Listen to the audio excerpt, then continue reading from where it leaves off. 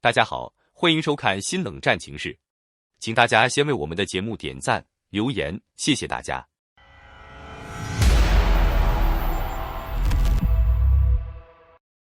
美以联军对伊朗的打击仍在持续中，最新流出的现场画面显示，3月8日，德黑兰最大的石油仓库已被大火吞没。从德黑兰延伸至巴基斯坦边境的多处油田几乎在同一时间起火，巨大的火焰和浓烟直冲天空，整片城市天际线被橙红色火光映亮。现场不断传出爆炸声，油库区域的火势持续蔓延，浓烟在城市上空形成巨大的烟柱。伊朗的能源命脉正遭到前所未有的打击。美以联军3月7日对德黑兰周边多个石油设施发动大规模空袭。伊朗近日关闭了霍尔木兹海峡，由于中共严重依赖伊朗石油，伊朗约 80% 的石油出口由中共购买，而中国约 45% 的石油进口需要经由霍尔木兹海峡运输，所以原本依赖伊朗石油供应的中共受到严重影响。另外一个现场最新画面中的地点是位于德黑兰北部郊区的沙赫兰燃料库。袭击发生后，现场传出爆炸声，巨大的火焰和浓烟迅速升起，滚滚浓烟在城市上空形成巨大的烟柱。深夜的城市上空被巨大的火光照亮，从城市多个区域都能看到冲天的火光。那里储存着汽油和军用燃料，供这座拥有1300万人口的城市在国内使用。该油库的11个储油罐中至少有2个正在燃烧，受损的储油罐正在泄漏燃油。现场流出的视频显示，以色列空军正在对德黑兰约30处主要石油设施实施轰炸。这是美国与以色列首次对伊朗的经济命脉——石油工业展开系统性的大规模打击。多方分析认为，这一轮攻击可能只是行动的开始。在这段视频画面中，多次空袭击中了伊朗的大型储油设施，熊熊燃烧的石油顺着地面流入街道，火焰沿路蔓延，现场景象令人触目惊心。据报道，美以联军在最新一轮行动中袭击了德黑兰的多处燃料和石油储存设施，引发大规模火灾。这些设施被认为与伊朗的能源供应体系有关，袭击被视为冲突升级的重要一步。这段视频画面显示，德黑兰市区传出剧烈爆炸声，一处大型建筑在空袭后燃起大火，火焰和浓烟迅速升起，在夜空中形成巨大的烟柱。远处城市上空被火光照亮，现场气氛十分紧张。有消息称，这次袭击目标是德黑兰阿扎迪体育综合体内的一座约 1.2 万座的室内体育馆。相关说法认为，一些体育场馆曾被伊朗当局用作军事集结或掩护设施，用来停放车辆、部署部队，因此可能成为打击目标。据以色列国防军释出的最新画面显示，德黑兰突然传出巨大的爆炸声。远处建筑附近升起巨大的火光和浓烟，冲击波在城市上空回荡。据相关消息称，这次行动中，以色列空军出动了50架以色列战机，对德黑兰领导层办公大楼内的一处地下掩体投掷了100枚炸弹。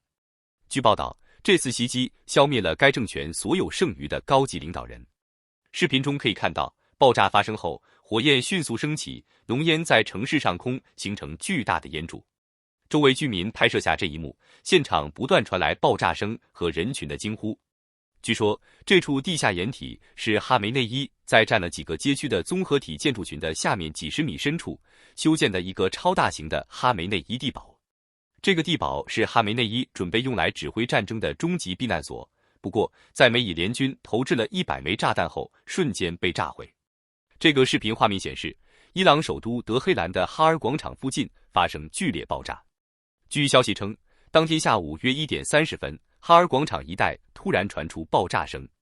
袭击目标包括位于卡上街的一处巴斯基民兵基地，以及附近另一处与武器相关的建筑群，现场火光冲天。在美以联军轰炸伊朗的同时，美国总统川普于7日在空军1号上明确表示，他无意与伊朗进行任何谈判，并扬言这场战争可能会持续，直到伊朗不再拥有运作正常的军队，且其所有领导层被消灭为止。他对随行记者称，到那时，可能连一个能说我们投降的人都不会剩下。与此同时，伊朗总统裴泽斯基安首次就伊朗袭击邻国道歉，并表示，除非袭击是从邻国领土发起的，否则伊朗不会以邻国为目标，还呼吁这些国家不要加入针对伊朗的攻击行动。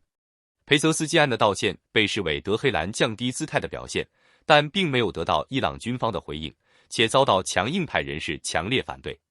国会议员拉塞批评其立场不专业、软弱且无法接受。司法部长莫赫塞尼也表示，针对利用周边国家领土发动的攻击，伊朗将继续进行报复性打击。随后，革命卫队继续攻击了阿联酋等国，这表明裴泽斯基安的讲话毫无分量。裴泽斯基安最初承诺不会先对邻国发动攻击，但革命卫队仍继续轰炸。随后，他收回了道歉。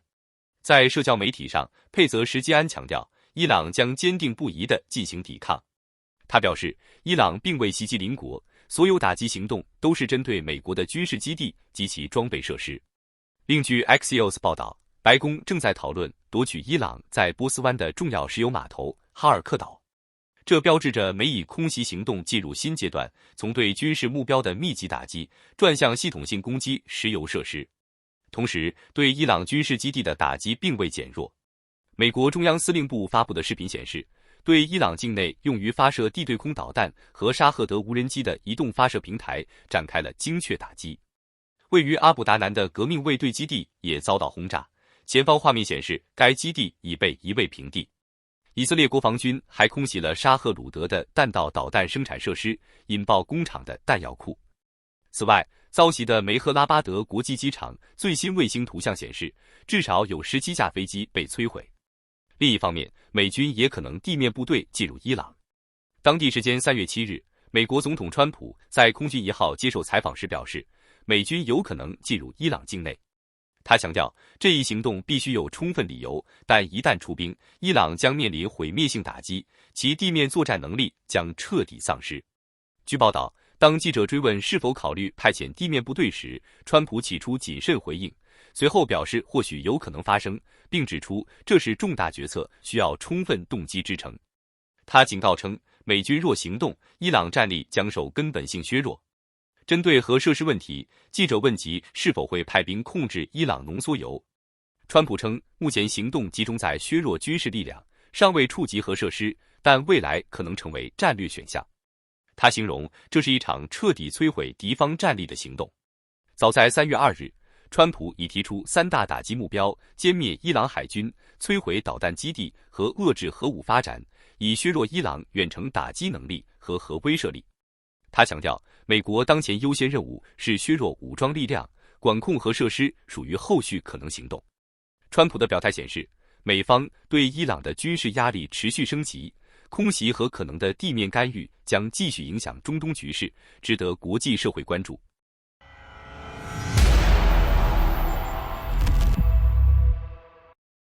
美军可能部署地面部队进入伊朗。当地时间3月7日，美国总统特朗普在空军1号接受采访时表示，美军有可能进入伊朗境内。他强调，这一行动必须建立在充分理由基础上，但一旦出兵，伊朗将面临毁灭性打击，其地面作战能力将彻底丧失。报道称，当记者追问是否考虑派遣地面部队时，特朗普起初谨慎回应，随后表示或许有可能发生，并指出这是重大决策，需要充分动机支撑。他警告称，如果美军采取行动，伊朗的战力将遭到根本性削弱。针对核设施问题，记者问及是否会派兵控制伊朗浓缩铀，特朗普表示，目前的行动重点是削弱伊朗军事力量，尚未触及核设施，但未来可能成为战略选项。他形容这将是一场彻底摧毁敌方战力的行动。早在3月2日，特朗普已提出3大打击目标：歼灭伊朗海军、摧毁导弹基地和遏制核武发展，旨在削弱伊朗远程打击能力和核威慑力。他强调，美国当前的优先任务是削弱伊朗武装力量，而对核设施的管控属于后续可能的战略行动。特朗普的表态显示，美方对伊朗的军事压力持续升级，空袭和潜在的地面干预将继续影响中东局势，值得国际社会关注。此外，3月7日，媒体报道称，库尔德斯坦哈巴特组织领导人巴巴谢赫·侯赛尼表示，库尔德武装极有可能对伊朗发动地面行动。侯赛尼称，该组织目前并未进行进攻性行动，但已为此做了长期准备，并认为当前形势更有利于采取行动。他还证实，美国已通过多种渠道与该组织取得联系，但双方尚未举行直接会晤。据美国全国广播公司 NBC 报道，特朗普对可能在伊朗部署少量美军地面部队表现出浓厚兴趣。需注意的是，这并非只派出大规模地面部队，而是针对特定任务使用有限武力。目前尚未有任何正式决定或命令下达。一旦派出地面部队，无论人数多少，都意味着美国政策的重大调整。同日 ，Axios 报道称，美国国务卿卢比奥在与几位阿拉伯外长通话时表示，战争可能持续数周。卢比奥指出，美国并不寻求政权更迭，而是希望看到伊朗出现不同领导层。此前，特朗普曾希望亲自参与伊朗下一任领导人的遴选，就像他当年在委内瑞拉所做的那样。他认为，一旦伊朗强硬派被清除，实现委内瑞拉模式将更加容易。特朗普的这一策略意味着，以色列和美国在中东局势中必须付出更大努力，而战事可能进一步升级。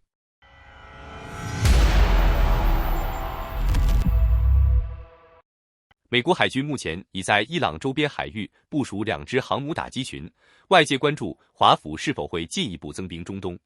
核动力航空母舰部西号 CVN-77 近日完成部署前的综合训练，如果未来前往该区域，美军将在中东形成3支航母打击群的重装态势。根据美国海军学会新闻网报道，美军目前已有福特号 CVN-78 和林肯号 CVN-72 2艘航母在伊朗附近活动，其中原本部署于南海的林肯号于1月调往中东。布希号及其护航舰队和舰载机联队已于3月5日完成综合部队训练演习，这是航母打击群在获得国家任务部署认证前的最终测试。布希号可搭载多达56架固定翼战机，包括 FA-18 大黄蜂与超级大黄蜂系列战机，以及约15架各型直升机。飞行甲板面积达 1.8 公顷，配合4部边缘升降机，可实现每20秒弹射一架战机的高效作战节奏。舰上储备约8500吨航空燃料，可支撑长时间空中打击任务。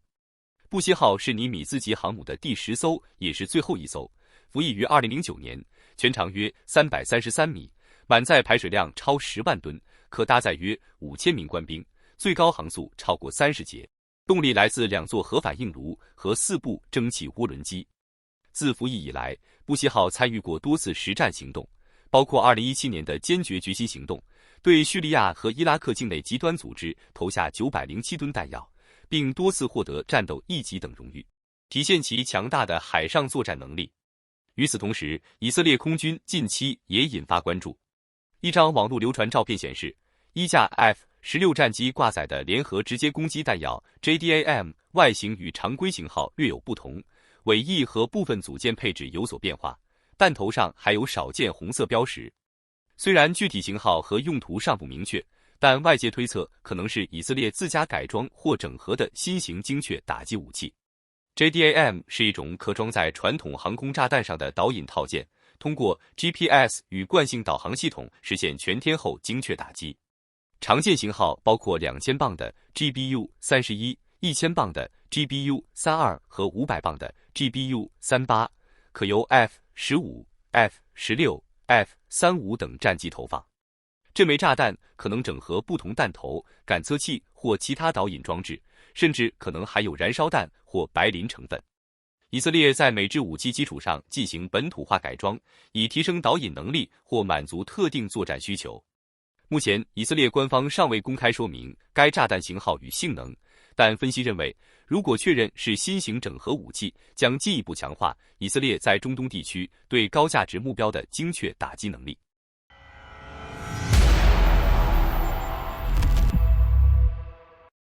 英国政府8日宣布，美国已开始使用英国2处军事基地，执行针对伊朗的特定防御性任务。法新社报道，美军 B-1枪骑兵轰炸机和 C-5运输机已降落在英格兰和印度洋的基地。英国国防部表示，这些基地的使用旨在执行特定防御性任务，以防止伊朗向区域内发射导弹。早在2月28日，美国与以色列联手空袭伊朗后，英国首相施凯尔最初拒绝让英国参与任何行动，这一立场曾引发美国总统特朗普不满。随后，施凯尔同意美方请求，允许美军以特定且有限的防御目的使用2处基地。这2处基地分别是位于英格兰西南部格洛斯特郡的费尔福德基地，以及印度洋查格斯群岛的英美联合基地迪耶戈加西亚。8日，法一架 B-1枪骑兵轰炸机降落在费尔福德基地，同时一架 C-5银河运输机停靠跑道。英国媒体指出，随着政府提升战备，英国2艘航空母舰之一的威尔斯亲王号有可能被派往地中海，但相关部署尚未最终决定。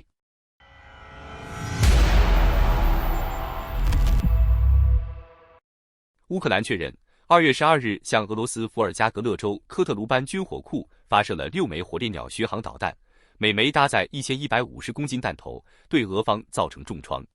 这一弹药库是俄罗斯最大的储备之一，也是今年以来乌克兰多次使用该导弹的最新行动。与此同时，乌克兰总统泽伦斯基前往顿涅茨克前线视察，检查多布罗皮利亚、德鲁日基夫卡和斯拉维扬斯克等方向的指挥部，并会见第12、第28和第36旅的指挥官，颁发奖章。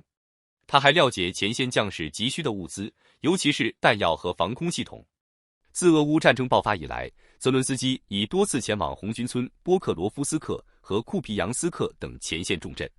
在南部战线，乌克兰无人机和 FP-2导弹对克里米亚站科伊空军基地及赫尔松多套防空系统发动突袭，摧毁了铠甲 S-2 和 S-300系列设施。此前2月25日的攻击还重创了叶夫帕托里亚的直升机和无人机维修厂。